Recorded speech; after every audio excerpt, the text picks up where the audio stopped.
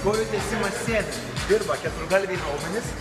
Ir labai svarbu yra paimti, nustatyti sėdinę, rankos už rankenų paimkite ir kad sėdinis spaustų sėdinės atlošą žemyn ir nugara būtų va čia lygiai šiaip ties atlošą.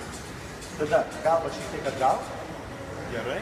Svoris yra čia pasiskirstamas ir labai svarbu, kad būtų volas visiškai ant šitų vietų, kad nebūtų nei per aukštai, nei per žemai. Kai lenkiame kojas į viršų, pakelkite, pirštai žiūri į save visą laiką. Ir atliekame 4 kartus po 10-12 kartų. Leg presas, kojų stumimas į viršų. Pradinė padėtis kojos yra pečių plotėje, šiek tiek suktos į šonus. Ir dabar labai svarbu yra pakelti plokštumą ir nuimti apsaugos rankeną. Gerai. Ir kelius stumame link krūtinės, 90 laipsnių kampu. Gerai, keliai neina nei į šonus, nei į vidų ir tiesiai stumame atgal. Labai gerai. Ir pasijungia keturgalviai šlaunies raumenys, dvigalviai, blauzda ir dubuo.